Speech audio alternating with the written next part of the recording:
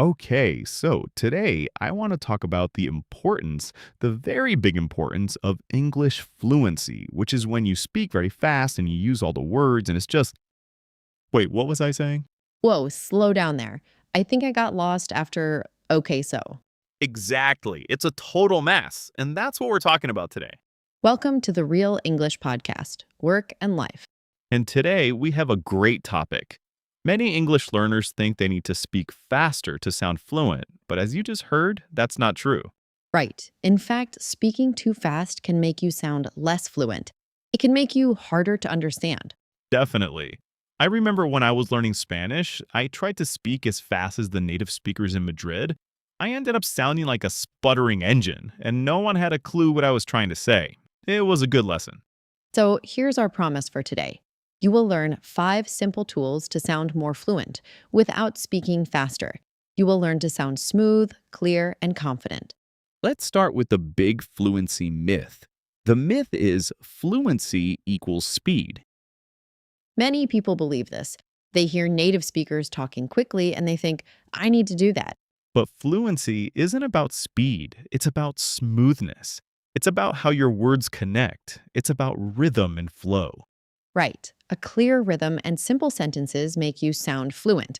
Let's do a little example. First, here is fast but messy. Okay, I'm listening. Yesterday, I went to the office to finish my report, but then my computer crashed and I lost all my work, so I had to start again. It was terrible, Wow, I think I understood the words, but it was just a wall of sound. Very stressful to listen to. right? Now, here is slow but smooth. Okay, Yesterday, I went to the office to finish my report, but then my computer crashed and I lost all my work. So I had to start all over again. It was terrible. so much better. The speed was slower, but it was clear, smooth, and easy to follow. That sounds fluent. That's the goal. So let's talk about the 5 fluency tools to help you sound like that. Let's do it. Tool number 1 is speak in chunks. Chunks, like pieces of something. Exactly. Don't think word by word. Think in groups of words that naturally go together. Native speakers do this all the time without thinking. That makes sense. It's less work for your brain. For sure. Here are some common chunks. For example, the thing is, or to be honest, I use those a lot. or phrases like what I mean is, and it depends on. When you say them together like one big word. Right. It depends on the situation. You say it as a group. Perfect. Let's do a quick example. A bad way might be the thing is, I am busy. Very robotic. So, how do you find these chunks? Is there a rule? A great way to start is by noticing prepositions like in, at, on, or articles like a and the. They often start a chunk, for example, in the morning or at the office. You start to see them everywhere. But a better, more fluent way is the thing is, I'm pretty busy today. That's such a great tip. Using chunks gives your brain a moment to think about what's coming next, too. Totally. Let's do a mini dialogue. Hey, do you want to join the meeting this afternoon? To be honest, I'm not sure. It depends on my schedule. A lot of the time, I'm in back to back calls. See? 3 chunks right there. To be honest, it depends on, and a lot of the time, so smooth. Okay, I love that one. What's tool number 2? Tool number 2 is use simple connectors. Connectors are like bridges between your ideas. They help you keep going without stopping.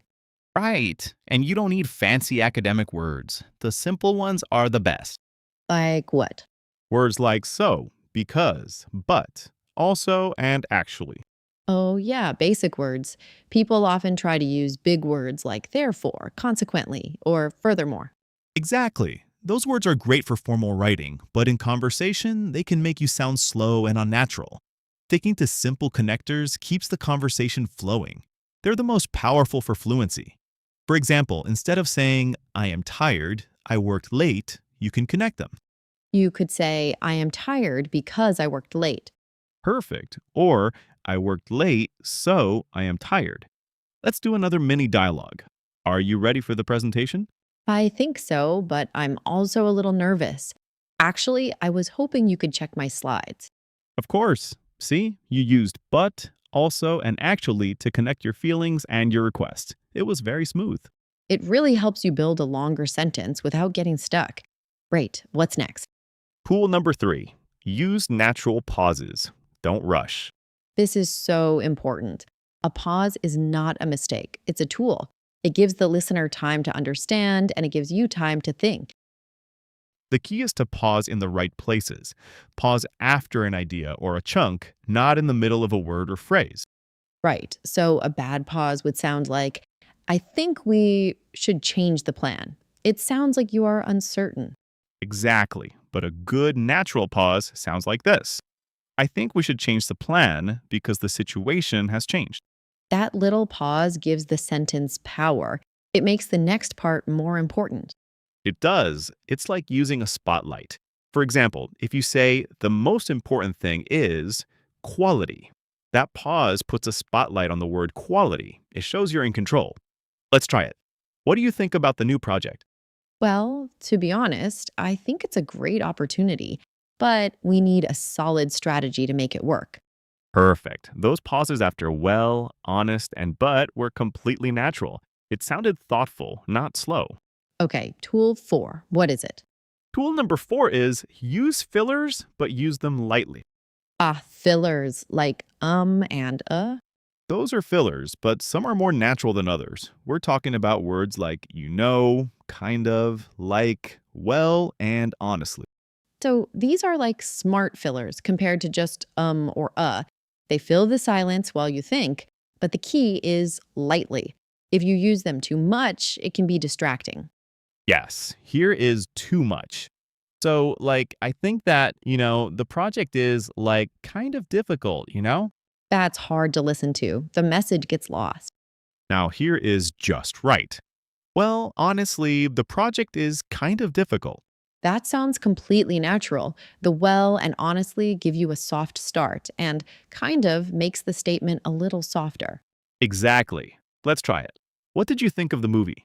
It was pretty good. The story was like a little confusing at first, but it got better. Perfect use. A couple of fillers, but not too many. Okay, one last tool. Tool number 5. Tool number 5. Use easy sentence patterns. You don't need to invent complex sentences every time you speak. This is a huge relief. Trying to make perfect, complicated sentences is what causes a lot of people to freeze. Having a few easy patterns ready can help you speak without overthinking. Here are 3 super useful ones. First, I think blank because blank. A simple one and powerful. It gives your opinion and a reason. A second pattern is one reason is blank.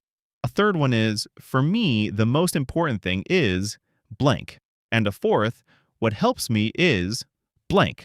These are great because they organize your thoughts for you. You just have to fill in the blanks. Let's have a mini dialogue. How do you stay organized at work? Well, what helps me is making a to do list every morning. For me, the most important thing is clarity. I think it's useful because it keeps me focused. One reason is that I don't forget important tasks. Amazing. You used several patterns and your answer was perfectly structured and easy to understand. And I didn't have to think too hard about the grammar. The pattern did the work. So those are the 5 tools. Speak in chunks, use simple connectors, use natural pauses, use fillers lightly, and use easy sentence pattern. Those 5 tools are a complete game changer. But since our listeners are so awesome, how about a bonus tip? Now let's see them all in action. It's time for an extended role play. Okay, the situation is a coworker chat.